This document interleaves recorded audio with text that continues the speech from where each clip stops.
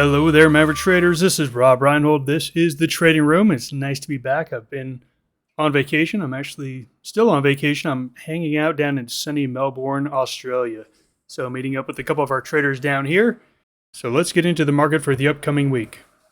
In this session, we're going to be going through the news of the week. We're going to look through all the sectors, score them from +3 to -3, for trades in those sectors to find the best opportunities in the options market.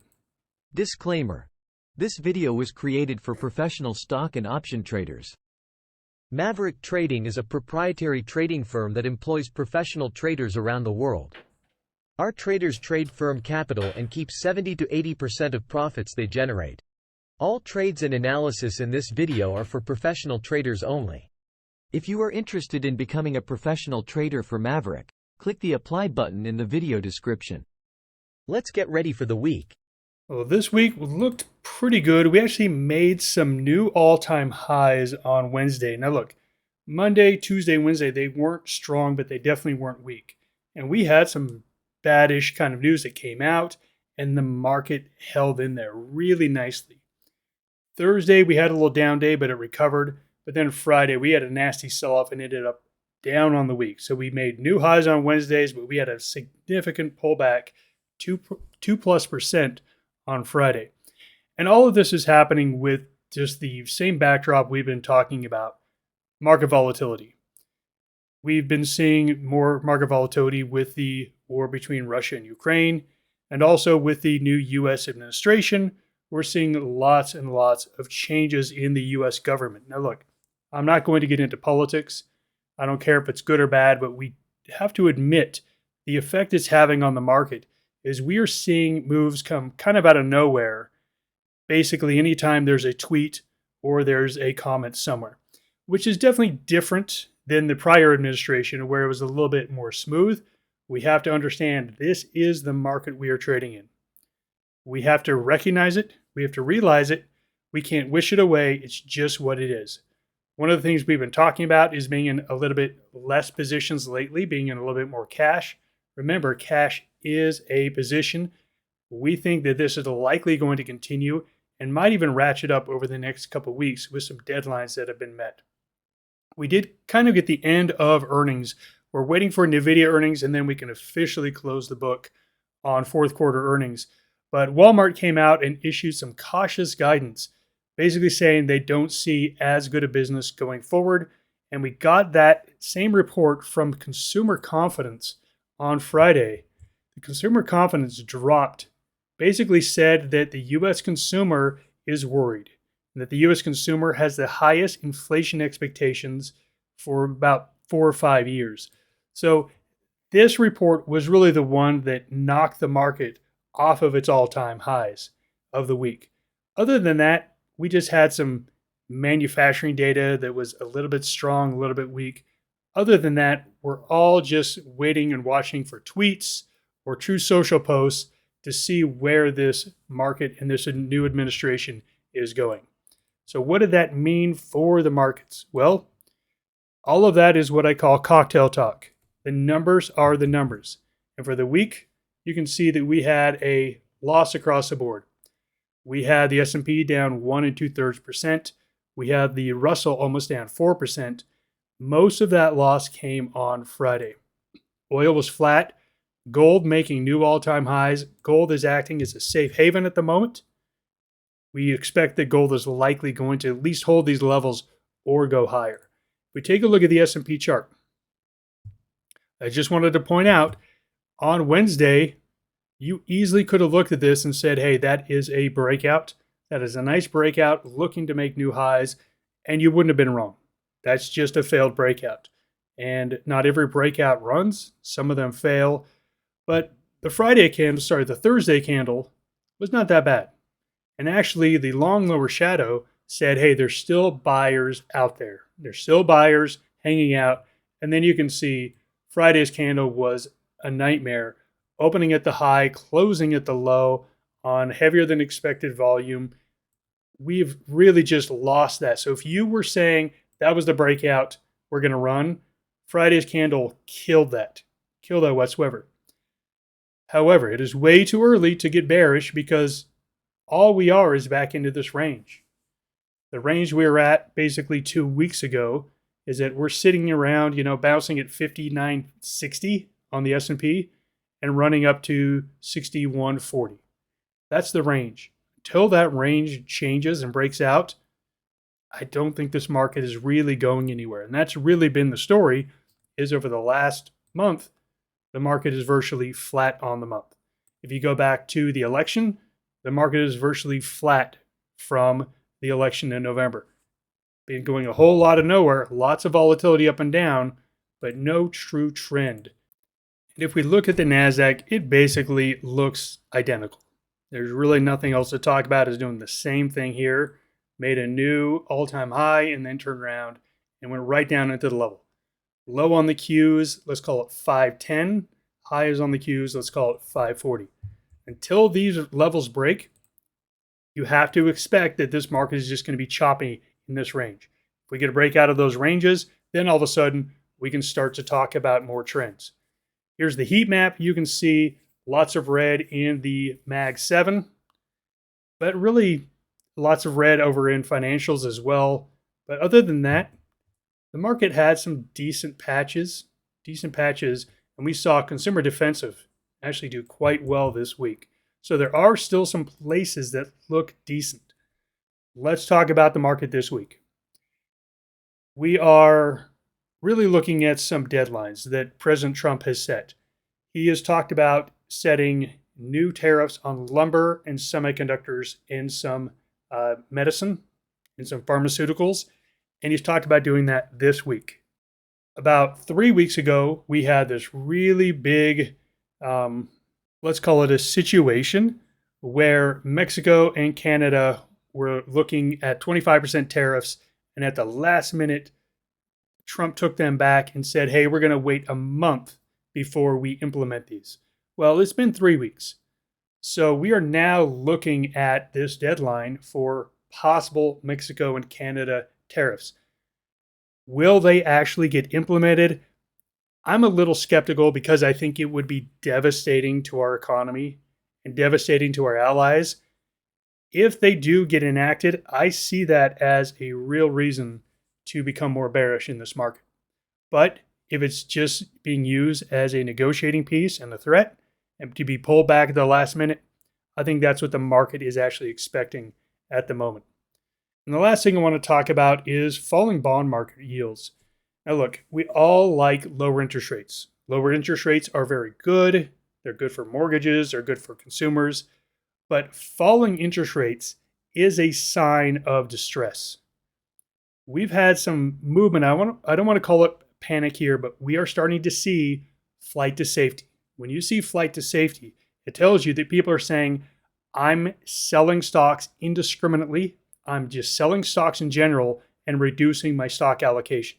This is when you get major market sell-offs, not when people say, hey, I'm going to sell Tesla, I'm going to sell some Coca-Cola. No, that's not what we're talking about. What we're talking about is people saying, okay, I'm allocated 70% stocks, I'm cutting that to 40% stocks. When big funds do things like that, the market all across the board goes down because they're dumping everything, they're dumping ETFs. It's just a cascading effect. So if you can see these bond yields really holding up at 440, that's some good support. If we break below 440 and move down into the 420s, yes, lower interest rates are good, but falling interest rates are a sign of distress in the markets. So we need to keep an eye on those bond rates. As far as this week, I'm only going to focus on one thing and one thing only, the core PCE price index on Friday. This is the only report, in my opinion, that matters this week. And the reason it matters was 2 weeks ago, we got really nasty CPI and PPI reports. And the market sold off short term, but then it recovered because they said, hey, in these reports, what we look for in the PCE, these numbers aren't that bad. And so the PCE number is not going to be bad at all. So we don't have to worry about a bad CPI and PPI.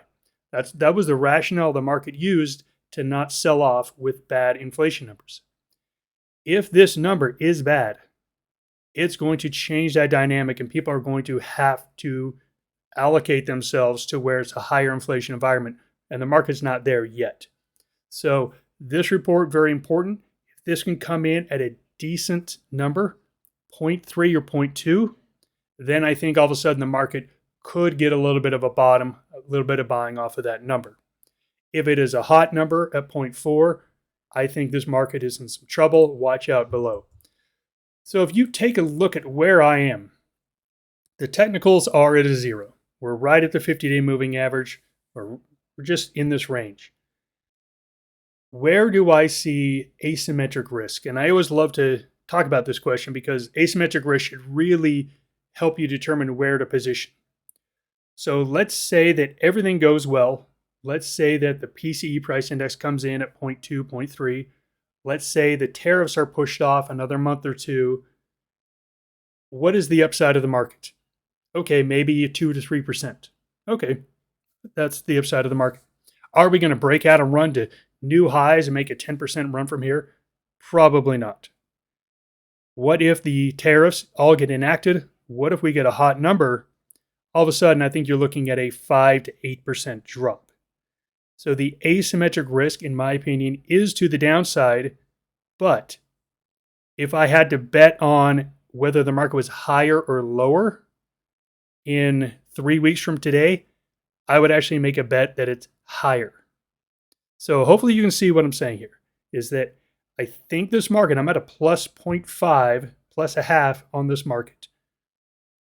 But I do think that when you're taking a look at the risk of the upside to the downside, there's more risk to the downside. But I think this market is still a bull market until I've been proven otherwise. Until we get a break below this 50-day moving average, below this support, and then a rally that fails and goes lower. Until we get this, I'm going to lean on the side that this is still a bull market until that happens. Once that happens, I will gladly switch over to a more bearish stance. Now that is my market analysis. Let's go ahead and take a look at the sectors one by one. Let's take a look at the performance for the week. As you can see, defensive sectors were the only ones that went up. Utilities, healthcare, real estate, consumer staples, and then energy. That is not the defensive one. But all the defensive sectors were up. All the cyclical sectors were down. That's telling you that this is a growth scare. This is a concern about growth. So let's take a look at all the sectors and score them from +3 to -3. We got utilities at a +1 last week, moving up to a +2. They are creeping higher, reaching some resistance, but that's what they are, +2. Coming over to communication services, big pullback on Friday, just took us right down to the 20-day, but look, they're both still sloping higher, still above the 50, so +2 on XLC. Real estate, grinding a little higher, +1 last week. We're going to leave it at a +1 this week, just grinding a little bit higher. Coming over here to the healthcare sector, I want to point out these candles. These are great candles. We had 4 green candles last week out of 5. So yes, Monday was a down day, but look, it gapped down on Tuesday, went up. Gapped up, Wednesday went up. Gapped down Thursday, went up. Gapped down Friday, went up. This is telling me that there is buying in healthcare, so I'm at a +2 in healthcare. Over here to industrials first. As you can see, no buying whatsoever on Friday, massive selling, and this has now gone into the negative from being positive or at 0 for the last couple of weeks to now being one of the weak sectors. Financials, we're looking pretty good. 2 big red days brought us down in between the moving averages. It's at a 0. We'll wait and see where this is going to go, but right now we're at a 0 on financials. Consumer was the worst sector last week, and it continues to be the worst. And you can see, look at these candles. Not great candles here.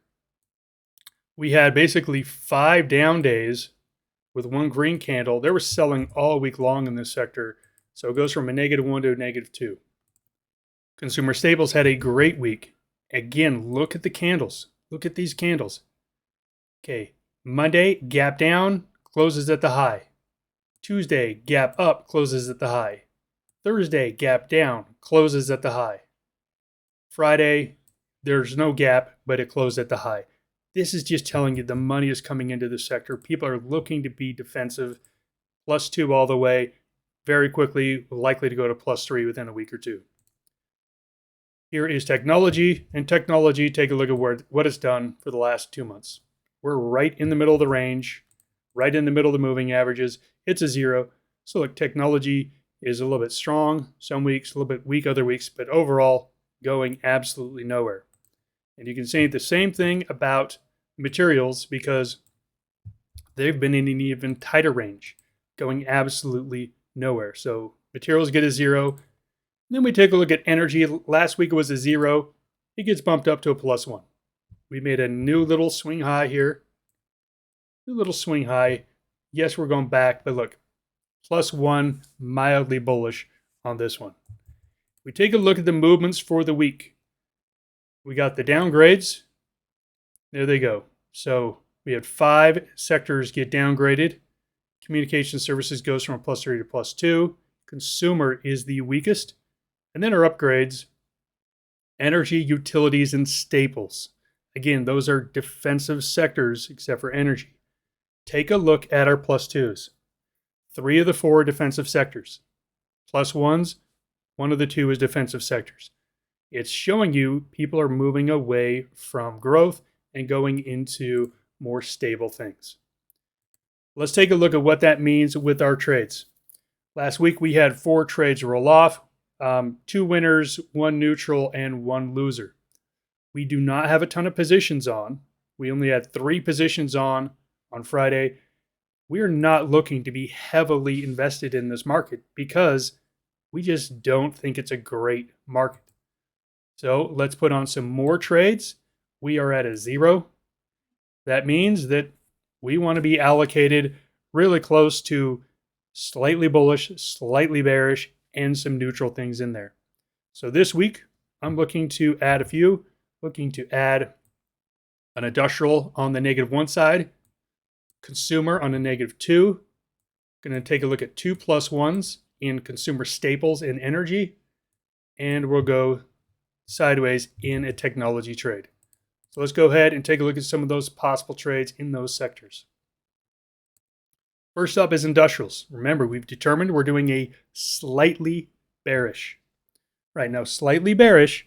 Remember, if you're doing a -1 trade, it doesn't have to be something that's cratering. You can find something that's just not going down.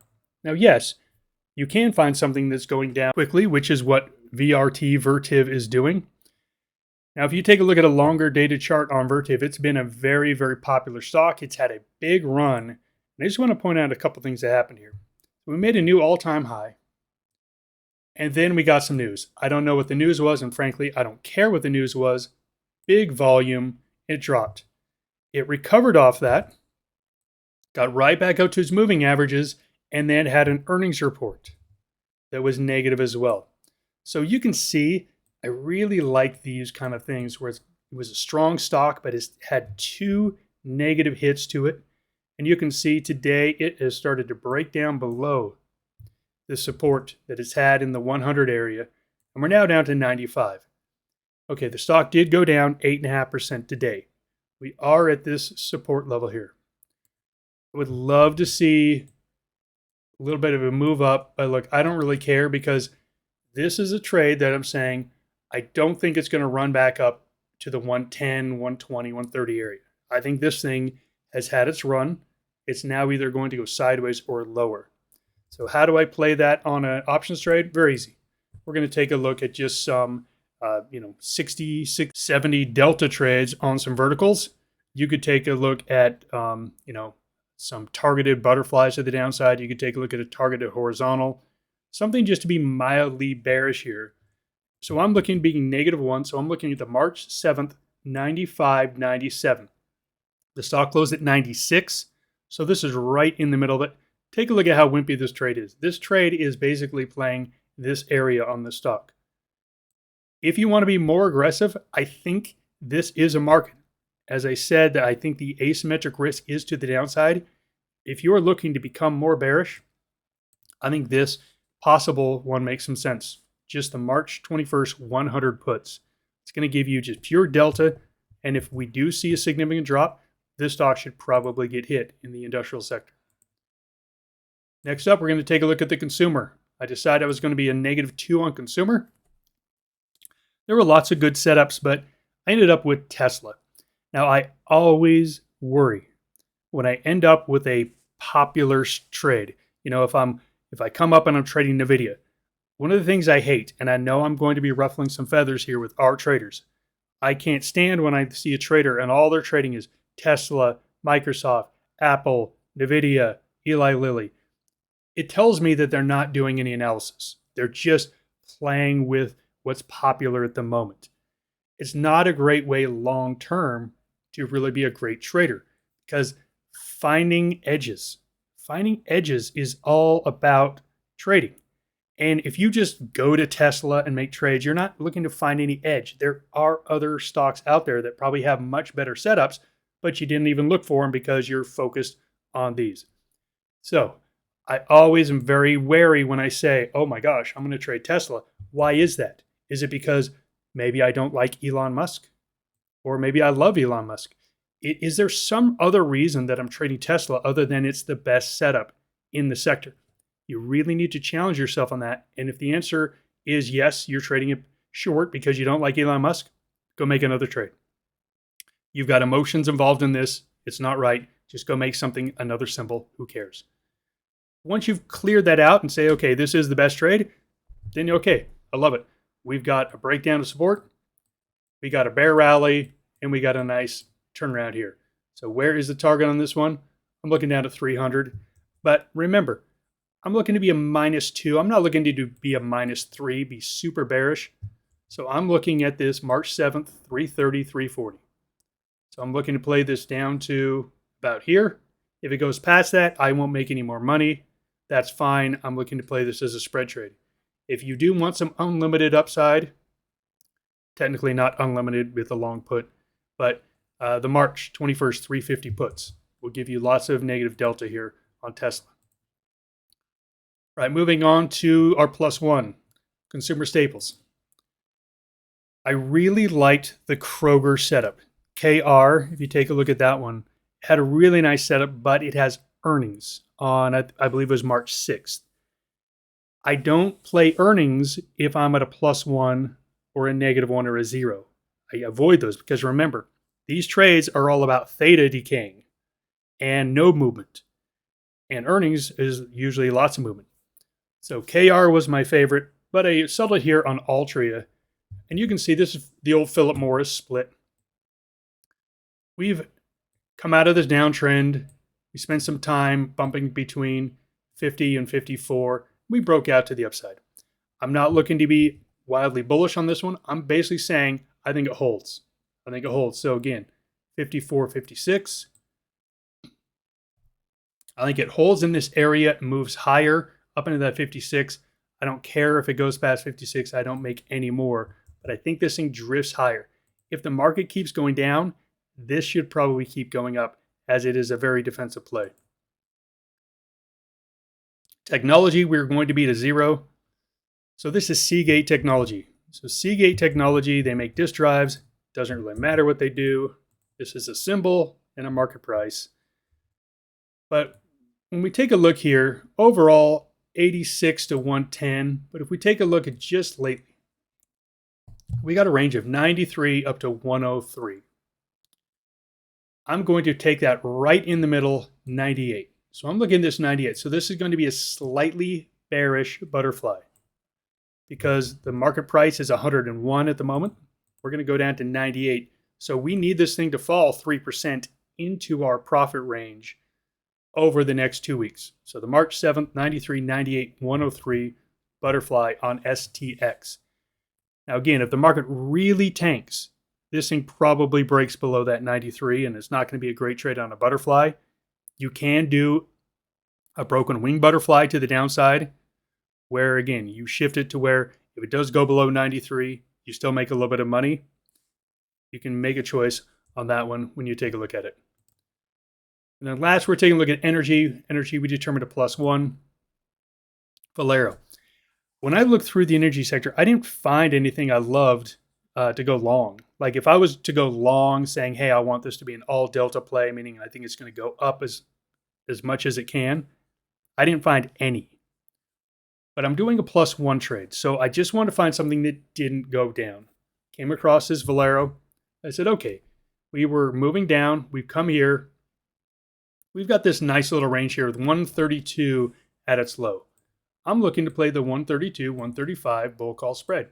So basically saying, I think it holds this level, and in 2 weeks, it's moved back up into the high end of the range. That's all I'm saying on this trade. I don't think this trade's a great trade.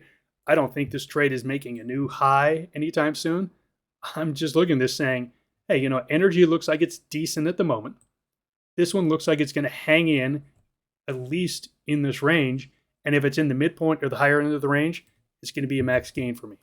So that is the trade, the 132, 135 bull call spread.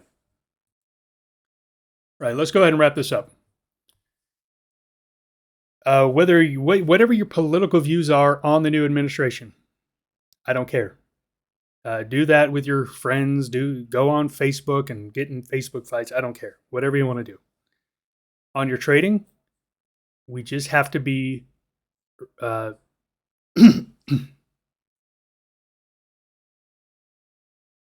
accepting of what is happening. We're trading the market in front of us. We are seeing lots of things happen that are market moving things that can happen with a tweet, with a press conference, with anything. It's just where we are. Like it or hate it, it's just where we are. It's the market in front of us. So look, you need to, first of all, decide that cash is a position. If you say, hey, I usually have 15 to 20 trades on, I'm going to scale it down to 3 or 4. Yeah, go ahead and do it. Look, it's very short term. I think after this first 2 to 3 months, we're going to start to see some smoothing out of things, but it's just going to be very volatile until then. So focus on kind of the longer term stuff. Ignore the noise. If you want, you can go longer out on your trades. If that's one of the things you want to do, say, hey, you know what? I understand there's volatility short term, but if I just go out for 2 to 3 months, I think this market is going to be up or down, whatever you decide. Sure, that's absolutely something you can do. Or you can make your trades very short term. Hey, I'm going to make a bet on Wednesday of where this market is Friday because I have no idea what's going to happen with this new administration. You could do that as well. Or you could be in a lot of cash, more so than you usually are. You get to decide on your risk profile. That is the only thing we have control of traders. We don't get to control whether it's up, down, sideways, volatility. We don't get to control any of that. What we get to control is our capital allocation, how much we put out and where we put it. Everyone have a great weekend. Take care. Goodbye, everyone.